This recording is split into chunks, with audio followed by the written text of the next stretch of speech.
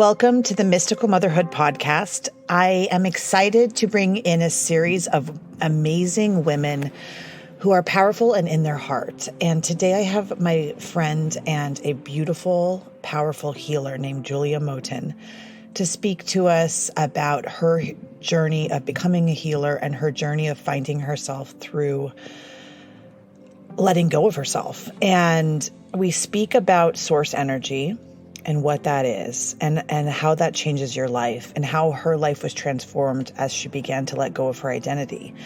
So she is a powerful healer and activator that travels around the world and follows her heart in directions that are of the unknown. Nothing is planned. And it is incredibly beautiful the way she lives. It's simple and you can feel the emanation of her energy coming off, and you can feel it in our conversation today. So I have included her information below if you'd like to have a private session with her. I highly recommend it. It's very potent, it's very powerful, and it's unlike anything you've ever felt before. It's a heart-opening activation. She can be emailed. And if you want to find my work, you can head over to mysticalmotherhood.com. All of my books, including Mystical Motherhood, Fertile, and Alchemy of Becoming, are all there, all of my courses. And if you'd like to have a private session with me, that information is there too. So reach out to me with any questions. I hope you enjoy this heart-filled podcast where we discuss being versus doing as my continued topic of choice. And I hope you're all having a wonderful day. If you like this podcast, please leave a 5-star rating. Thank you so much. Hello, everyone. Welcome to the Mystical Motherhood podcast. I am still in the discovery of being versus doing. And so I'm bringing on some of my favorite women to discuss that and discuss how their spiritual journey have led them into their heart, or they've been challenged around their heart, and how that heart opening process, unfolded in their lives. And so today I'm bringing on one of my beautiful friends and kind of sisters, I guess I would call her that. And her name is Julia.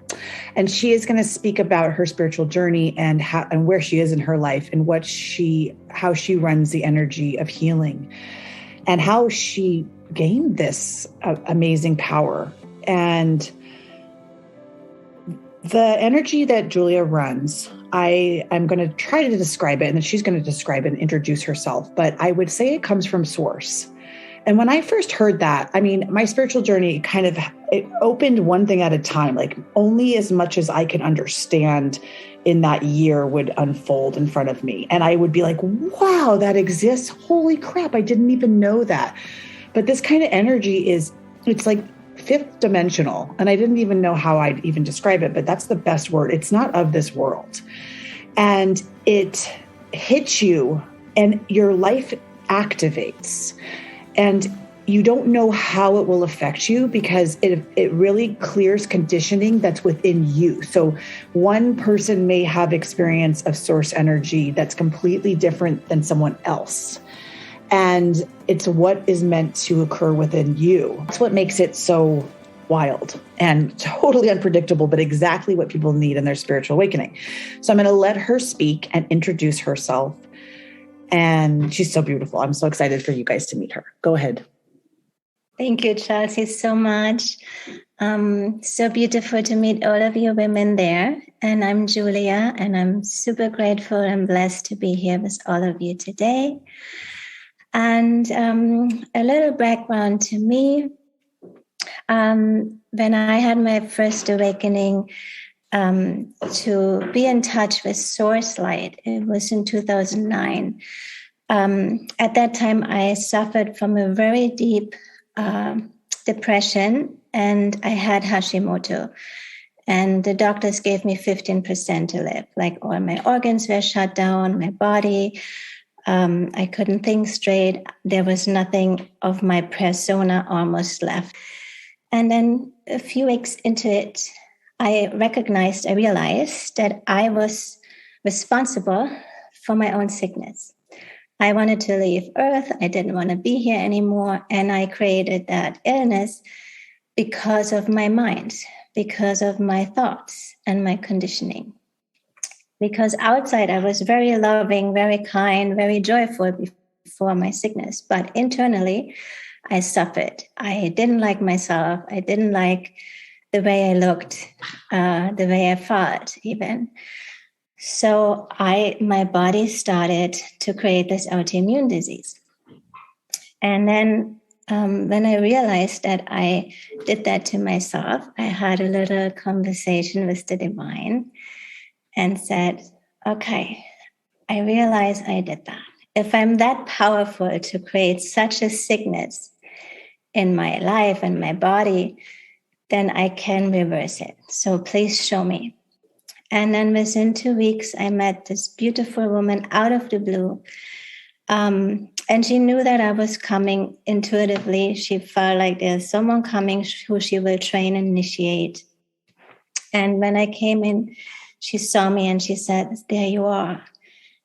And there was no sign up or anything. And I said, what do you mean? And she said, I have been 30 years ago in meditation and that light appeared.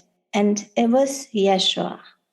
And so I had this, when I had this channeling before, it was him. It was this Christed being, that light of unconditional love. And so I started tearing up. And she said, you're going to be the one who's going to heal yourself and you're going to travel and you bring this into the world. And I said, oh my God, I think you have the wrong person. But okay. So she showed me how to heal myself. She initiated my hands and she said, go home and do it. So I went home and I gave myself 3 sessions over the period of 2 weeks. And then I was completely healed. From 15% of being almost dead to like 100% of being healed and recovered from all medications and supplements. And I came back to her and then she said, okay, so now you're going to go and heal. And at that time it was 2010. And I thought, oh my God, like who would I be able to heal? Like, I mean, I'm not a healer. I'm not born like this. And she's like, take the students from your Kundalini yoga. They will lay down. And so I did, but the first one was actually my husband, and he lay down. And when I closed my eyes and put my hand on his body and the light came through, it was like a heart awakening inside of me. And I'm remembering that this feels home. I've been connected to this always and at any moment. So, I was so touched by it and I felt it was very loving, but very female. So at that moment, there was nothing to do. I received, the light came through me and I knew because I had no understanding how to heal. So my mind just went out and I just trusted my hands that they do what they need to do for the person that's lying in front of me. And when I looked at the person in front of me, at my husband or any other person afterward, I could just see that divine being, like that child, that purity in them. And that was the same light how I felt like it came through. So it almost had a merging happening. And every time a person received a session, a miracle occurred. So it doesn't matter if they had a physical illness or a mental, emotional, or an activation. They've always been like so relaxed. They felt the heat coming out of my hands. Sometimes they started shaking. Sometimes they had a big emotional release. But at the end of the session, they were just connected and they felt home. And so that's how my journey started. My entire life changed. Hello, everyone. Isn't that pretty crazy? And so this is one of my friends, and I'm proud of her and everything she does. And kind of like I love you. And I want to say thank you for everything you do, because you need to know how powerful that is as reflected back to you. And I think I'm doing kind of this series of focusing on women, power, and the power of being. And so she had to go through a deep She had to go through the dark night of the soul. She had to go through the calcination phase, something I talk about in Alchemy of Becoming, and then the dissolution phase and these different phases of alchemy to be able to surrender so much that an energy so powerful could come through her that is actually the Magdalene energy from another lifetime. So there is a power in being, and it's different than the power in doing. And it is in your innate power as a woman. And until we get to that being, do we know our power? And I'm really understanding that for myself because something happened today, Julie, I have to tell you. So I'm learning not to go back to my old program and my old identity as I'm going through this shift. And my old identity is I have to go work in a clinic and this is what my work looks like. And this is how I'm going to help women going to a clinic. So I said no to a job yesterday. Right. I was like, no. And then they came back and they're like, we're going to double the pay and we are going to pay for your parking and we're going to pick your hours. And just the test. And I was like, ooh, my doing in me wants it, right? Doesn't need it. And I have to say no again. And then I got another email from another place, the same, it's like a test after test. Are you going to go back to doing? And I've only been learning this way of being for not very long. And so I feel in this being, I feel calm. I feel centered. I'm working, I had gained weight from COVID and from stress and from my divorce, and I'm losing it. And I'm feeling my heart, and I'm cooking, and I'm walking my dog, and I'm doing things I've never done. And I'm still working on this, and it's powerful. And Julie, I want to hear how you changed.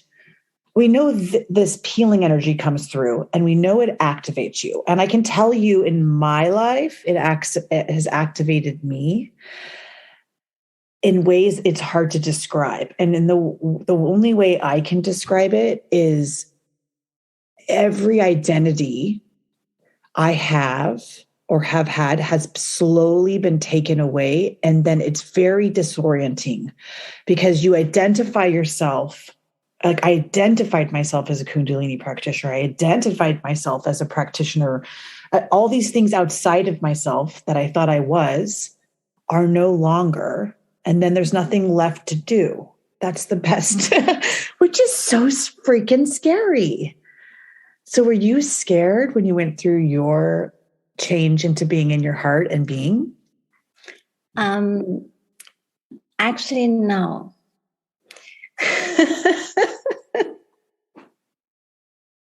Oh my gosh, don't make me pee my pants. Don't. Because you would just love just being. I just love being. I just remember even back in Germany, when I worked as a secretary, I love working, but I love the time after. I love my free time. I love to hang and to be and enjoy. So when my life fell apart, it was for me, it was a hard thing once. Everything just fell away. So I had no home, no marriage, no work, no nothing. So then for me, it was I could only trust and I could only surrender into the unknown because I knew my identity could not do. So I just allowed to receive everything that was meant for me to experience and to share this love, to really become love. And even when I taught Kundalini Yoga, and I was a really good teacher, I have to say, I traveled all over the world with it. But at one point, I realized it's still doing. And people have to work so hard on it. And it's a discipline. And it's also, they say, if you don't meditate every day, you go back to your whatever you have doing before. You're not being healthy or happy. So, and it was almost like it's another way of slave consciousness, if that makes sense. So then I gave it up. And the moment I gave it up, I was so present. I was present in the morning to just wake up and see, oh, how beautiful it feels to lay, how beautiful it feels to just take a shower or prepare my morning ritual of a breakfast. And it's just changed into presence. And then also there was less worries, less fears when you just be and allow things to come as a woman. And there's, of course, there is some things where you always go back and forth, and there's conditioning. But I have to say, I feel like I'm retired for the last 6 years, because the source energy that runs through me, or when I help activate people and show them how to do this for themselves and others, is a way of being for me. It's never work. It's actually the highest connection I have. Now, when you went through, I have a few questions for you. Sure. Because I'm going to act as if like I don't know what you're talking about, because everyone who's listening is like, what is she talking about? Right? So I always act as if like, even though I do know what you're talking about, I always act for the listeners like if I was them, I would be like, WTF, right? So I have a few questions, because did you, when you began your being, when your loss of identity happened and everything was lost, because I do believe in this world, if it's not now, it's becoming soon, you're all going to lose a lot. And you're going to lose your job, or you'll lose your partnership, or you're going to lose, I mean, it always happens in life, but I do believe there's going to be a calcination phase of all of our lives if you haven't gone through it yet. And so some of these podcasts may help you prepare for things to come. So when you went into your loss and you lost all those things, which I understand, but maybe people don't yet, was it a fast shift for you, or how long did it take for you to your nervous system to adjust to that way of life of just like a calmer, more grounded, more heart-centered way of just nurturing yourself? Well, it started with a heartbreak. It started that my husband and I separated, and we thought we would be together forever. But it was like the moment it happened, we knew the contract was done. So I knew it was the divine. But I went into tears and I cried and I thought, I will die. And so in that process, I remembered I prayed to the divine and I said, this is not my fault. This is not his fault. This is something outside. It's on a higher purpose. So I don't know anymore what my life will look like at this moment. So, and I felt like I was losing myself. And if I would go into this deep suffering, I would have become very sick again and probably surrender to death, because it feels like a death. But in that moment, I say, okay, whatever you give me, because now my life is empty, I will receive in gratitude. And so it took me a half year to go through it, to really heal my heart and allow it to break up. And I mean, Jay and me, so we are very loving. We're still best friends. He's my family. So we actually did this even together, like, because we both didn't know how to separate. So we did it with so much love, and we supported each other to this day. So it's been now 9 years.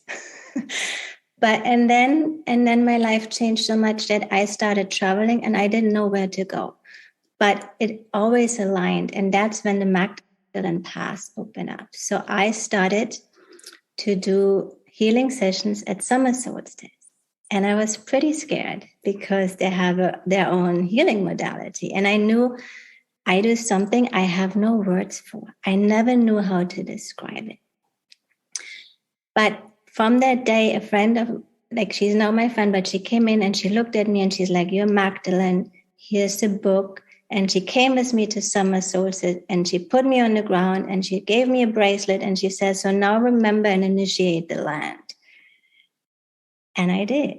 It just came through. And then I started healing and all these women came and I started crying. I felt all this love and that activation, that they're remembering that beauty of love inside themselves. And then I started traveling, and wherever I came, a woman greeted me and said, "You're Magdalene," and they gave me another book.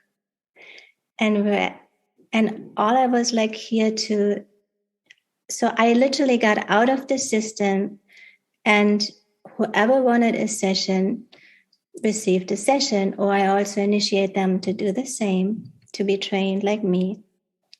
And I received money from that just by that.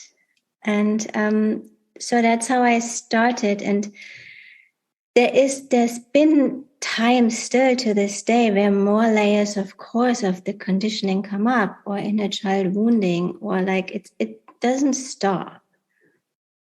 But I meet life more of an openness and in the heart. I know this needs to happen. And sometimes, of course, my mind fights because I want it in a certain way, or I don't have a structure or something that I can grab on. But I can see when the struggling inside of me happens. And then I just let go, like if you have water in your hands, you're just letting it go. And then everything comes to you. And like you shared so beautiful, the moment you surrender and say, I'm no longer into this, it just comes to you. Like the moment you allow, it's like almost, it's not only that the universe tests you, it's also maybe it gives you more. And you can even bring your beingness into that, but you're not doing things because you feel like you need an identification, or you have to do something because you cannot be with yourself. That is the most powerful sentence. You have to do something because you don't know how to be with yourself. Repeating, you have to do something because you don't know how to be with yourself. And so if you're at home and you're with your children, or you're, like I used to do that. I used to be like, I need to meditate all day, and my kids would be there and they're like, they would meditate with me. But it was like, I just had to do something, right? I couldn't just, and I've changed so much. The other night, it was like no TV. We lit a fire and I allowed them to do what they wanted. And I was reading them poetry, and it's so different now. And it's so different. But I used to have to fill my time with things I thought were important because they were, like to me at that moment, but they're not, they're just outside identities. And I think as this world changes, this information we're talking about today is going to guide so many people. And I really am not, and I'm not saying that from ego at all, but like, this is hard work. Yeah. Letting go of the outside world. I thought I had been spiritually challenged through I've documented in Alchemy of Becoming. The same thing happened to me as Julia, where you leave a relationship and your heart breaks open. And I documented that in the book the best I could to teach people like, okay, you might go through this too, read it. And it's like, how do you heal those wounds, right? And then, so I've said this in another podcast, but it's 3 phases. It's awakening, it's growing up, and that's integration. And that integration phase is really that heart space phase of how am I not going to react in this moment? How am I not going to go back to the old pattern? How am I going to do a little bit less and be a little bit more present and be back into earth? So one of the questions that I was thinking as you were talking is, how do you follow the instinct of your soul? And any of you listening, do you even know what the instinct of your soul means? And so I was talking about this with another person the other day, and they didn't know really how it moves, but it's this feminine energy of, it's like you just move quick. It's like a move quickly because you just know, but it's not moving quickly in the moment. It's like you may know the next place you're going to move to, or you may know you need to go to the Great Pyramid, or you may know that like you need to leave this relationship now, or there's how does that happen for you? So one is very simple. When in the moment where everything was taken, I made a promise to the divine, whatever you give me, I say yes. Does that make sense? So even now you said, you want to do a podcast? I say, sure. It's like I don't think about it. It's like the moment there's an invitation, I say yes. And I know it's my soul. But how do you know? Okay, so for those listening, I believe that you're saying yes after a lot of her conditioning is over. So the difference between saying, like, some of times when you're learning, like when you're learning how to like grow up, there is a period of saying yes and no, because you're going to get tested by your own self-sabotage, right? Mm-hmm. And then once you surrender into the soul and you actually unify with the higher source. So I want to just be clear. I believe when Julia is saying this, she had actually already surrendered to her higher self. And so if there's a moment like you will in your spiritual journey, you'll basically merge. And right. And then there's a lot of yeses. But I have to tell you as a warning, if you're not in that merge yet in your higher self and your higher intuition, there's going to be some no's, because you're going to have people that are really toxic or no, like, I don't want to be treated that way. But that's the part of the merge. Do you agree with me? Yes, I agree with you. But it's also when things fall away and you open your heart to say yes, because there's mostly in my mind, I would say no, like from my old conditioning, why I cannot share and speak up, whatever that old conditioning was. But now it's like, it's a feeling in my heart. It's a feeling in my body. It's just open. It says, yes. How can I serve? Not from an ego perspective, but how can I show up and give this to you and to myself and whoever is listening? And it's almost like, yes, there's a merging happen of not knowing, but trusting. So even this is so spontaneous, like it's like you just allow it to happen. And it's a way of being. So when you start merging in your soul, it's your intuition is very just gentle but powerful. You just drop in, and it's just presence, and there's nothing lacking. There's nothing you need to get from it. There's nothing you need to achieve. You just do it out of the generosity of your heart, if that makes sense. As you were saying that, I was thinking of something, and I don't know if it's true for you, but now it actually just is like new to me that I learn. It's cool. It's exciting to talking to. I always get excited talking to Julia because like we both like start to channel together. It's really fun. I hope you guys can feel that too. So fear and love are opposites, right? And in order for me to even get to the point of feeling any love or feeling this level of being or getting into the space to be able to have conversations about these places, and I had to jump off a cliff sometimes. Like I had to just like leave my life on a whim or move on a whim. Like we're talking about the instinct of the intuition, following our heart's call, our soul's calling. Yeah. And most people don't say yes like that. Most people would, when I went to, and I wrote it in my book, when I went to the Great Pyramid and I left my entire life in a decision, Julia was there with me. I said, I think I'm going to leave my life. And she's so supportive. And I did it. Now, that took me to get over a lot of fear. And that fear is like, it's almost like jumping off a cliff of like, I can do it. Yes to life. Right. And that is so scary. And it could be whatever you're challenged with right now. Like maybe you're thinking about leaving a job. Maybe you're thinking about moving, the universe will provide you whatever you can handle. Right. And then you'll get the abundance back once you take that leap. But that's another example of the yes to life, because it's less fear. And it's like, okay. And it may be little things you start to say yes to as you become in tune with your soul. Mm-hmm. And as you become in tune with this source energy, and then it'll be bigger things. But it's sort of this quick knowing that you're on this path, right? Yes, correct. And I have to say, it's almost like it's a divine timing. So sometimes it's not up to you. It's almost so forced that you cannot just you cannot not surrender. It's not that it comes from your rational mind, that you have that intuition, I need to leave now my relationship, or I'm changing my life now. It's like everything comes, it's like it's a bomb that's explosive, and you just know in your being, you know in your heart, there is no way around anymore.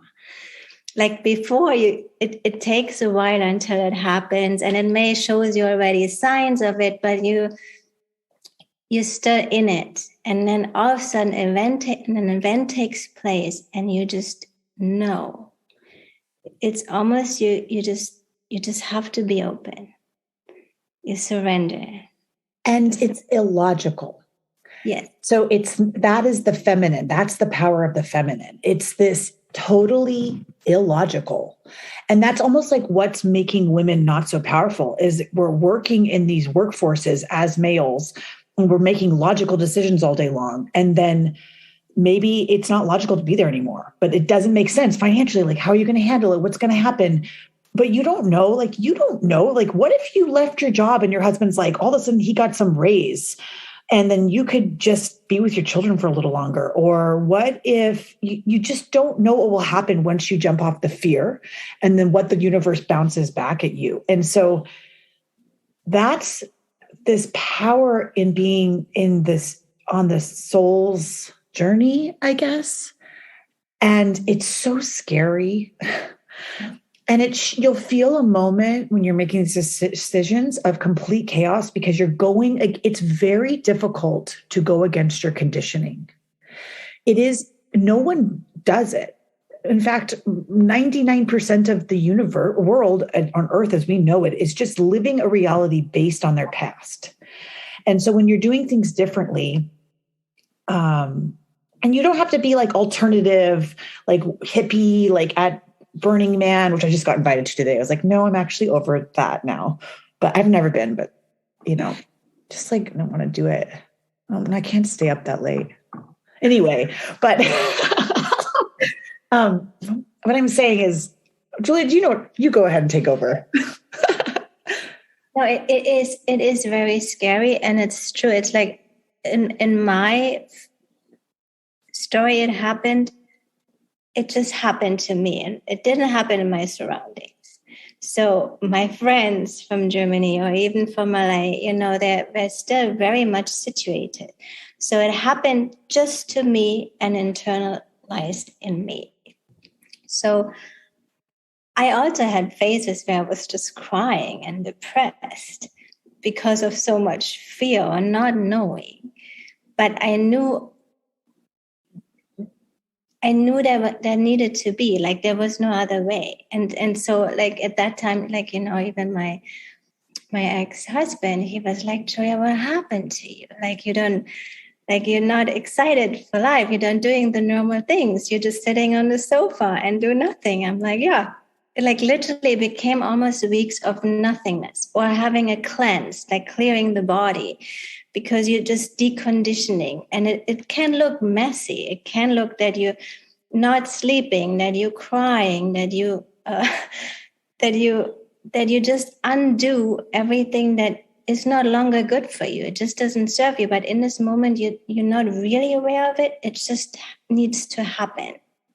And then you're merging into a new you. Like, you always have a rebirth. There's a death and a rebirth. There's every time.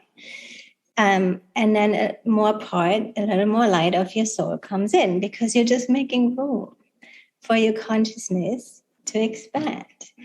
But then when you do it, like, people look up to you and they're like, wow, how did you do this? And then you meet more people who have done it, and you can relate. And so we are all taking each other's hands and doing this together. There's no one left out, and it will not be that one cannot do it. And that is so true. There is a period through this that you feel the world is isolation right now, and they want to make you feel like you're isolated. But like, there is a point in the spiritual awakening where you're like, I'm crazy, I'm alone. And like, my sister cannot handle another crazy phone call because she doesn't know what I'm talking about. Right. Yeah. But then eventually you'll meet people that that are doing this too, and I have to tell you, like, I've known Julia for a very long time now. And I don't even know how I was like walked into her apartment one day. And then like she's been at some of the biggest events of my life randomly. And I remember when I was guided to go to the Great Pyramid and I got those pictures on my phone, which is all in my book, Alchemy of Becoming. I called you and I was like, I think I'm supposed to go to the Great Pyramid, Julia. When are you going? You remember that? And you're like, I'm going to go soon. And then you ended up being at that trip anyway. Yeah. And you'll find people that will then mirror the new reality, because as you're conditioning, the people you're surrounded with right now are just confirming your conditioning with you. So they agree with you, they will be living like you, and they are just like you. And so you'll be like, I'm normal because I'm in this. And then as your frequency changes, they won't be a part of it anymore. And sometimes it ends very abruptly. Like I had a couple friends call me and be like, I just can't be your friend anymore. I was living in Europe. I hadn't been home in 18 years. I was like, why? I'm not even living there. And now you don't want to be my friend? Like, it's just kind of weird. And I've never talked to them again. These are people I grew up with for 20 years that I talk to daily. And they just said, I can't do it anymore. Nothing to do with me. It was just the energy, maybe it did. I don't know. I love them, but do you know what I mean, Julia? Like, and then your reality shifts and you're with a whole new group of people, and then you expand with them. You can leave one soul family and you can leave another soul family and you can leave another soul family in one lifetime, because it's called evolution. I agree with that. However, I have been very fortunate, like my friends in Germany who I grew up with, so I know them since I'm a teenager, they're still my best friends. So even when I returned to Germany and started doing healing work and meditation, and, like they were like so fascinated. And they all received it very well. And some, of course, the men are like, you don't believe in any of this. And I said, that's totally fine. I didn't believe in this either until the moment I experienced it. So why don't you experience it with me? And if you don't like it, if you make fun of it, that's totally fine. So even to this day, I'm very joyful and laughing about how it may looks like on the outside. But they all felt it and they were all touched. And it touched their lives. And so, but they also say, wow, like, because they know me, I've been very shy, very quiet. And now they're thinking like, you travel all over the world, into the jungle, into the pyramids, this who, what are you doing? Like they cannot even imagine, because they're living still in their beautiful home with their children, but being also happy. So I find it beautiful to allow everyone where they are. And both is great, and not everyone has to go through such a journey of that intensity, if that makes sense. Because now the awakening for many happens collectively, and it just happens with less pain, because some of us and some before us have done some of this intensity. And we can completely relate. I never thought about it like that. Makes it worth it, right? It makes it worth it. And there is nothing is better than the other. It's like, it's not about separation. It's still about the union. It's still that we love each other as we are and not judging the other. It's just let go for you what does not serve you, what does not make you happy, where are you still in fear, where are you still not embracing yourself, where you're suffering. That's where the healing journey begins, because out of that suffering you start to awaken. And then there's always someone who is holding your hand and will guide you, and you will always lead to the right book, the right workshop, the right retreat. Even if it feels sometimes there's periods where you have to be alone, because as you're deconditioning, it's not that someone supports you in that old conditioning, as you've shared so beautiful. This is a shedding inside of you. But then you do it. and then you emerge and people still love you. And I too have friends that I grew up with, and I tell them these stories, and they're just like, okay, like not, like you were a little crazy, and now like we love you still, and so that is possible for sure, but things will change. But I want to say, a lot of the listeners, are mothers, and you can do this with children. I do. I take my kids when I can, or I have left them to do certain things, and I have to let go of the guilt around that, because it's almost like that's my work. This is my work, right? And they're a part of it, and they signed up for this, and they change as I change, and they know that they're little fairies. And if you are doing this work, you can do it with children.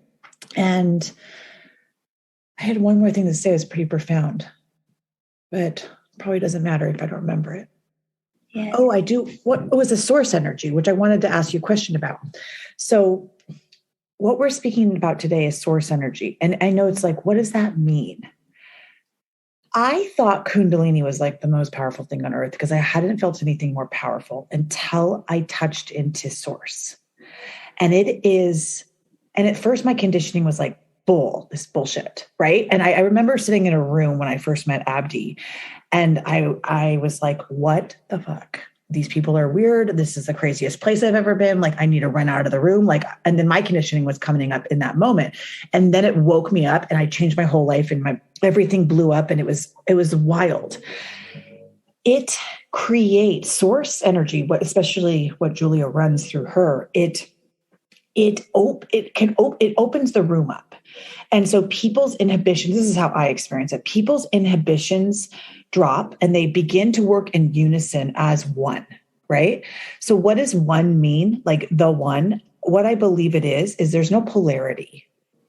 And when you have polarity, you have pain. And when you have polarity, you also have the ability to awaken through that polarity. So right now on Earth, there's not a lot of source energy. So humanity is awakening through polarity. So one polarity will awaken the other, and back and forth, because and it's very painful, right? What source does is it opens up the space so there's a neutrality in the heart center, so that you can relate to everyone as your equal. And through that, you can process your conditioning without actually feeling the pain of it. I mean, you may leave the oneness and then feel the pain of that, but it is one of the most profound spaces to be in. And you're sober. Yes. You're sober. You're not on drugs. There is no drugs involved. And it's like, it can make, source energy makes it pour rain. Source energy makes an earthquake occur. Source energy will shift humanity. Source energy, we have been at places where we're like earthquakes or like boulders. It is, you guys, it's effing real. And then I'm like, geez, like life is weird. And then you go back into the world and you're like, don't tell anybody about it. And I've never actually even said any of these things to anybody. Mm-hmm. Except Julia knows what I'm talking about. And it's like, I'm just staring at her right now and no one else is listening. So I'm being really authentic and truthful.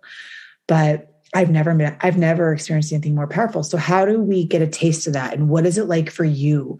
What does it feel like when it runs through you? And how have the people in your life been affected?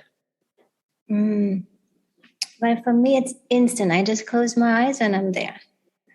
It's like, but in the beginning, when I started, as I said, my hands became hot. And then at one point, I had electricity running through my body. So wherever I entered a room, the lights were flickering or shut off, or wherever.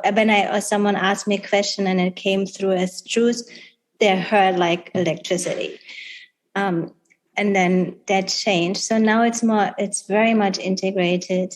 But when people come to me, it's mostly like I work so much on their heart so that heart can gently open. And they feel like the energy is sometimes through their body, or sometimes if they get so activated, as you experience too, there is sound coming through, or light language, is a language that they haven't spoken yet. Or the body starts to shake just in order to release some of the conditioning. There's nothing that you do. It happens to you, through you. Your mind is out of the way.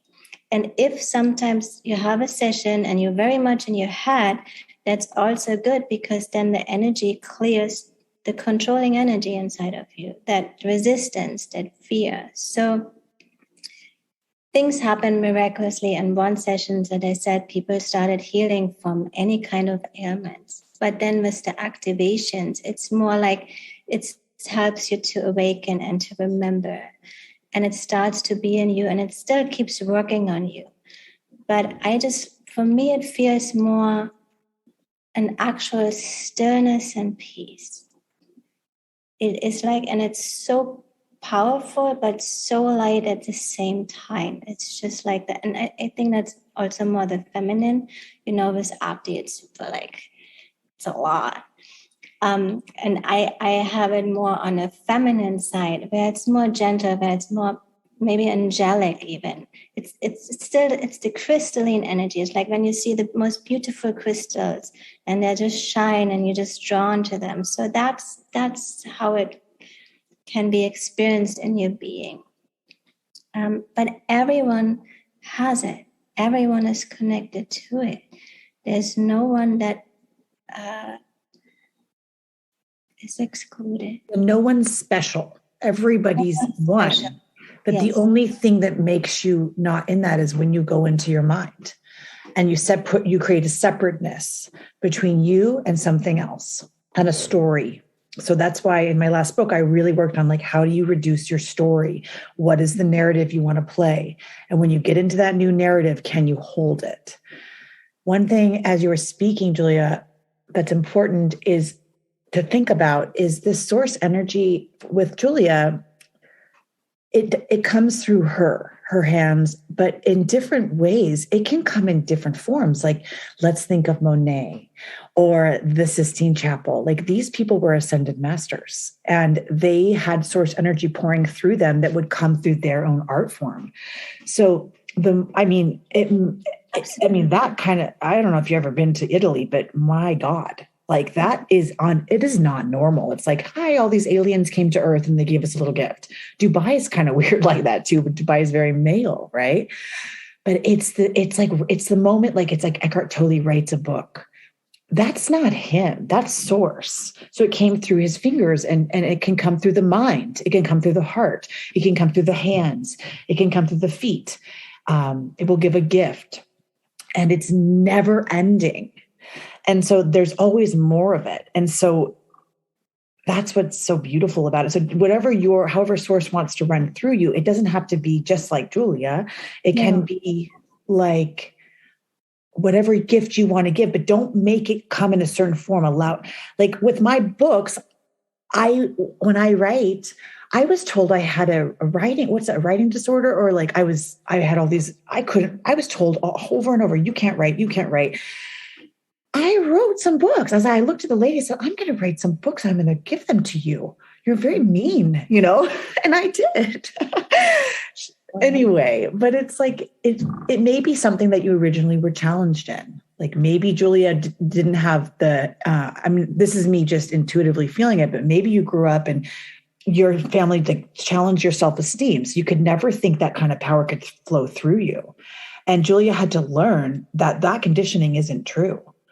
And for me, it's like, no, I can write. Thank you very much. I'm going to maybe that's my ego, but like, I'm going to just allow this flow to come through and allow God to heal that within me. Yeah. Heal that part of me that thinks I'm not good enough, that I can't write a paragraph. I'm going to surrender that to God and see if God will provide a paragraph after paragraph. Yes. Right? And it really is so true. I love that you talked about it. Like, I mean, people that come to me, especially mothers, being initiated, and it's not that they become healers and travel the world, but they're taking care of themselves. They know how to heal themselves. They know how to provide that healing touch for their children. And it just becomes a blessing. You become a blessing in your life, and you're just more connected. So, but I also have people who are writers or screenwriters or artists, and they're just using their initiated hands and third eye to allow them to become more of who they are and channel more of that gifts they have into their artwork. So it's the connection to source. It's just once you get activated, it does its own thing this is your medicine. This is for you to be more who you are and allow it to be, and allow everything that's been false to just slowly drop away or integrate in you. It's not that you have to release everything, but you accept it. But there's also more in you that you feel like more joy of being. And yeah, like I was thinking, like the things in partnership, like that are so stupid, like shower or do the laundry or like put these things away. And it's like, it's hilarious. Like it so doesn't matter. Like if laundry's on the floor, it just doesn't, but there's an integration phase of like laughing at yourself. I mean, that's like, it's just like, that's like the silliest example, but the things that normally would take you out of this being, which are anger, resentment, judgment, criticism, like sadness, and they don't take you over. They come through and you have a moment of like, this is help. And then it's almost like kind of funny. And do you know what I'm saying? Like, I feel like you and I've had those moments where we cry and then we're like laughing because it's like we're laughing at our own ego experiencing something that doesn't matter at all as we're letting it go. Yes, but there's also moments, and still in my day-to-day life, where I know I can experience anger, or I can be triggered and I can cry for days. Like I can feel a lot, and it's a part that I can go so deep and feel it, and it needs to happen in order to still be more and more connected. But there's also, because there's still a shedding of the conditioning, or there's a remembrance of the conditioning. And it's not as always easy. And that is also part of releasing the energy, because we've been told since we are small, you cannot show your emotions. It's been suppressed. And so now when you as mothers, if you come in tune with your own emotions, and you allow the release, and after that release, something in you opens, like it's almost like a pedal in your heart, or a piece that enters into your being. You will allow your children to, whatever they have, to express that emotion, not being afraid of it. That can be a tantrum for 2 hours. Sometimes it's just a few minutes. And that's gone. This will not store into the body. It will not store as a trauma in your memories. So that's the shift also of the new consciousness since 2013. The new children are not coming with that old program of fear. They're way more free. So you can actually really learn from them. And the most beautiful is, I remember when I work with kids, or someone brings a kid to the healing session, I let them work with me instantly. And they go around and touch, because they're so intuitive. They're just playing with the energy. And so, or when you're present with your kids, you're just present. You cannot think, you cannot worry, you're just there with them in their world. And it just opens your heart, and you just nurture. Of course, you teach them where they still don't know, but from a loving, unconditional place. And they become free, and they feel safe, and they actually feel confident.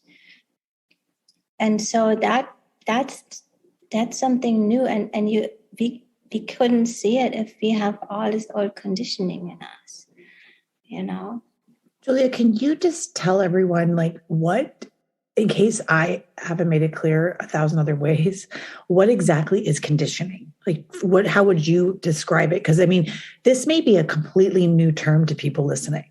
And we know what it is because we're like brutally pulling it out and fighting it or not fighting it or surrendering, all these different words we're explaining. But like, what is it for you? Well, conditioning is many ways. It's been like society, if they teach you, you have to be quiet in school, or you cannot do a certain thing, so that's something that happens. But also, how do you live your, are you fear-based? Has your mother always been in fear and worried? And has that been projected on you? Is your father very loud and aggressive? So that's conditioning. And then conditioning is like you said, okay, some were raised, I'm planning everything. Everything needs to be neat. Everything needs to be perfect in my home, and another person is completely the opposite, doesn't close the closets, or like, because they haven't received that conditioning. So that's conditioning is actually everything that you have been told to do and to behave and act a certain way. So I want to repeat that. Conditioning is everything you've been told to do. And the opposite of that is being. Yeah. And there's so much power. This goes back to everything we're talking about when you go into being, which is the source energy, which is that unity, and there's just no polarity. That's a lot to think about. But if you think about the world right now, it's in complete polarity, and everybody is just basing their reality on their conditioning, which is usually based on fear. And so this polarity is needed for this awakening to happen. But if you're going into source energy, which you can experience when you meet with Julia, is there isn't that polarity, and it all melts away differently, right? And yes. So the more conditioning you release, the more you become who you really are inside, which is divinity, the more like none of the polarity occurs. Right? But also you just become more authentic. Like, you're not, conditioning is also pleasing each other, or like having certain roles throughout the day. You're playing a certain role when you be with your kids. You're playing a certain role when you go to your job. You're playing a certain role when you go to the supermarket, or when you're with your beloved. It's like you're fitting into a certain role and behavior. And so once you start to slowly be aware of that, you remember, or you understand, okay, you have been creating lies, or it was lied to you. And that's kind of the dark night of the soul, because you have been controlled a certain way. But when you start to become authentic, you just align with what you feel and how you speak. You align with your actions, how you feel. Like there's some more freedom in you. And that still blossoms. It doesn't happen overnight, because it's really like we have been conditioning so much. And then, And you know what, like a good way to experience this, which is super challenging, but you don't know what you're going to do today. And you wake up and you don't have plans. You have no idea what's going to happen. And that's really goes back to the saying of following the instinct of your soul. Yes. That's going to be the name of this, because it's very, very true. But it's like you wake up and because normally your conditioning creates a lot of plans and a lot of logic. So it's like, I'm going to work for these times. And as the world crumbles, you're going to be, I know you're listening right now. You're like, well, I have to go to work. I have to do these things.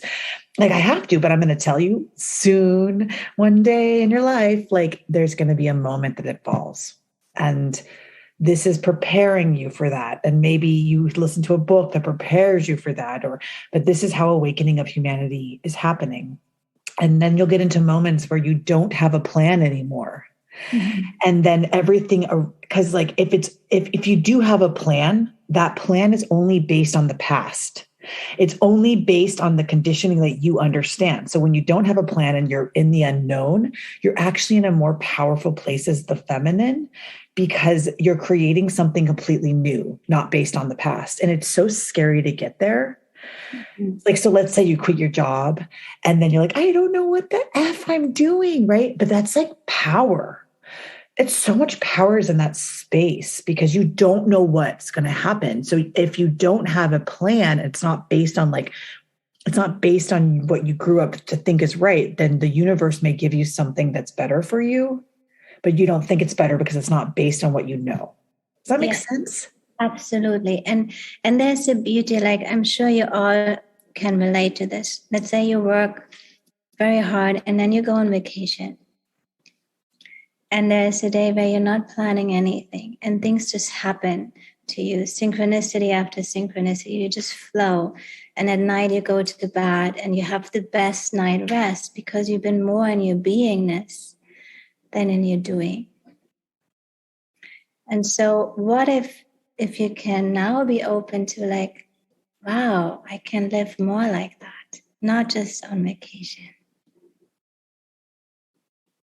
So basically, on the weekends, if you have to plan to go to the playground, don't do it. Just it means like, okay, kids start. Like, I know what we're talking about takes years to get to and a lot of different changes.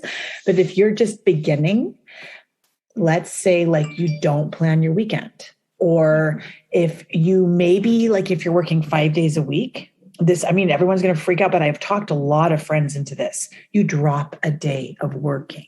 So that day you can be in being, and then you can just be spontaneous in the moment if your children are at school and you get a little bit of a break.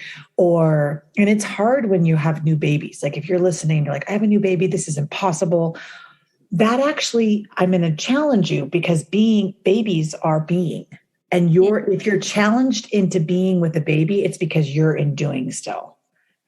So there's always an opportunity wherever your life is to challenge and change. But the world, that's not the right word. I don't want to use the word challenge as in like creating more challenge for yourself, because challenge is often like, I used to like to challenge myself.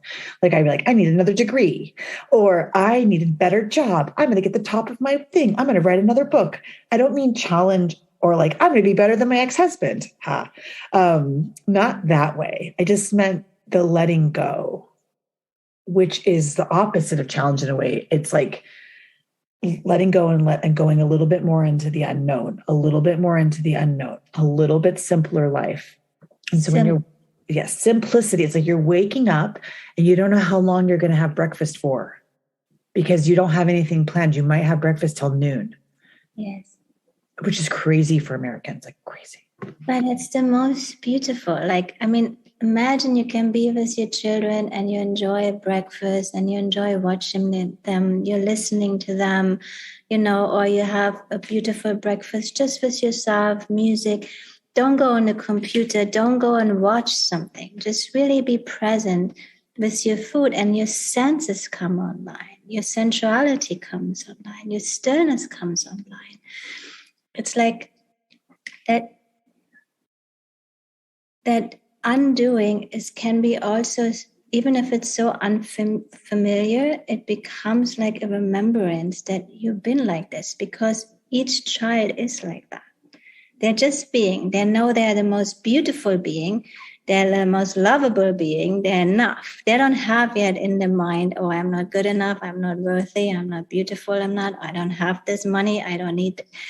There's no lack. So being with your children can be very heart-opening, very eye-opening, because they're not conditioned yet if you don't put that fear into them and that they have to do.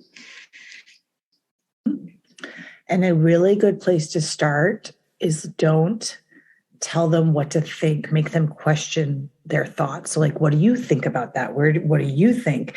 If they ask you a question, well, what do you think about that? It really makes them kind of look at, because you can look at a thought as from one direction, but you can actually take the thought outside of your brain and you can kind of turn it like a ball and look at it in 50 different ways and have, people from all over will look at the same thought and have a different opinion about it, which is like wild. The mind is crazy.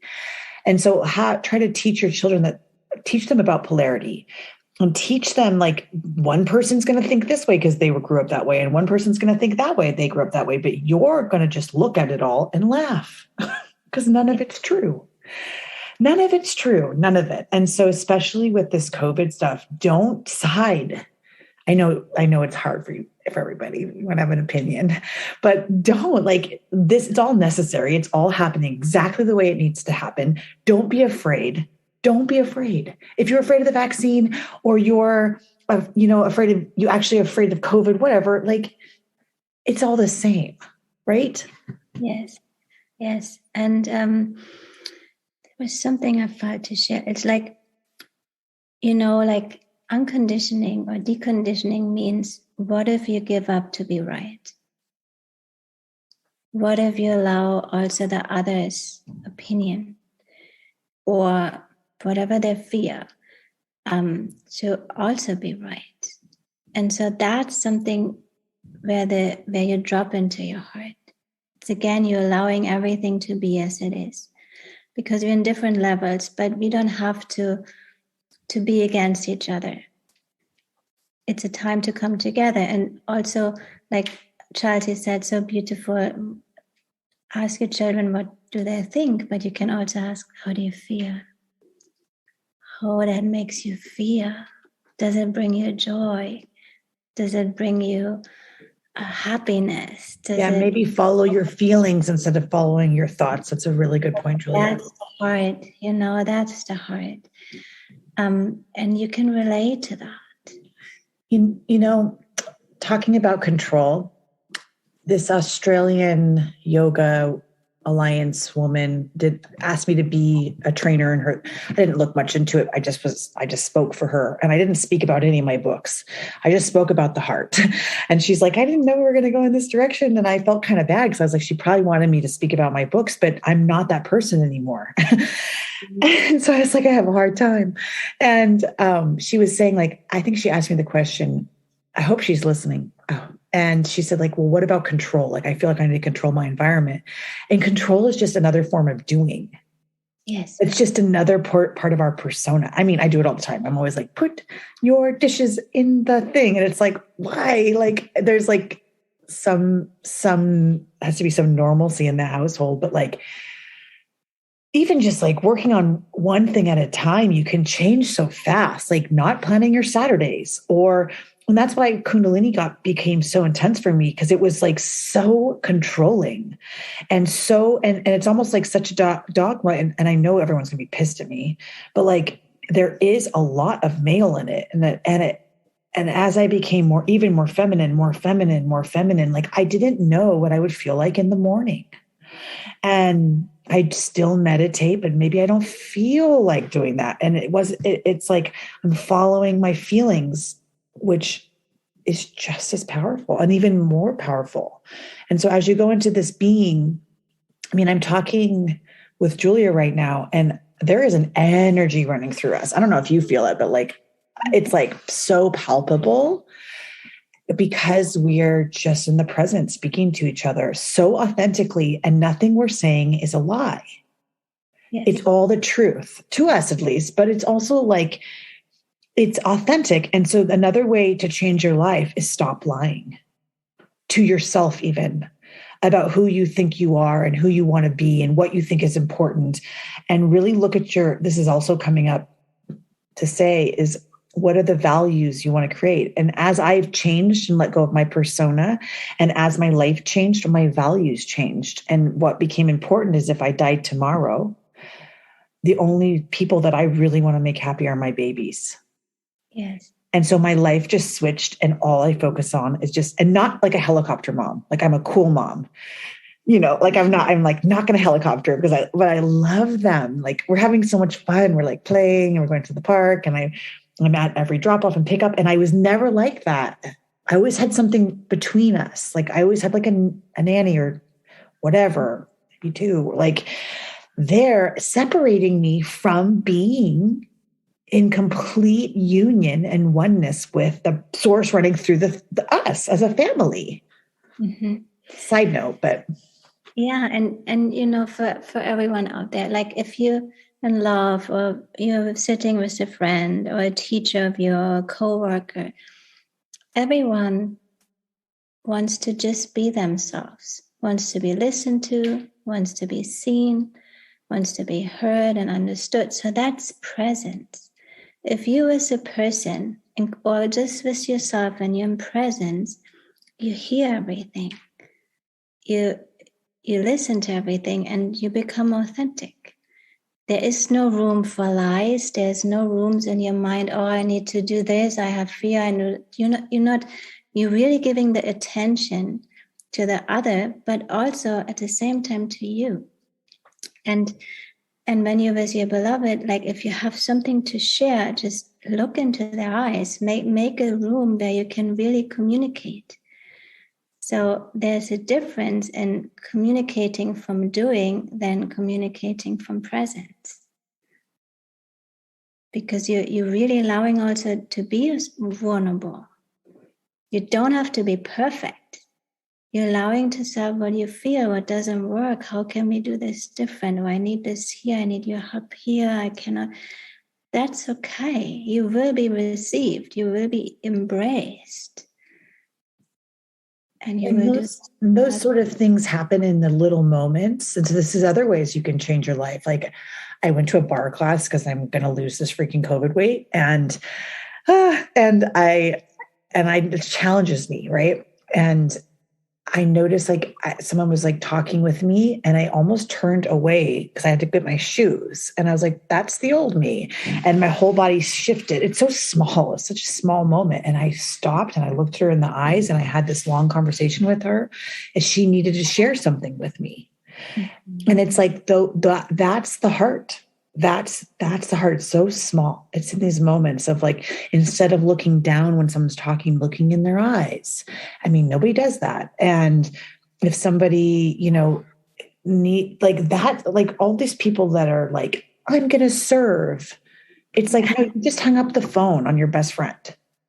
Mm-hmm. But you think like I'm going to serve and like you have to go on your every phone call or you don't have time or all these, it's a bull. And it's like, okay, you're going to go teach a yoga class. It's like, no, like that's your ego wants to teach a yoga class and you want to have people in there, but you can't like have the time to actually just communicate with somebody who you know. And that's the heart.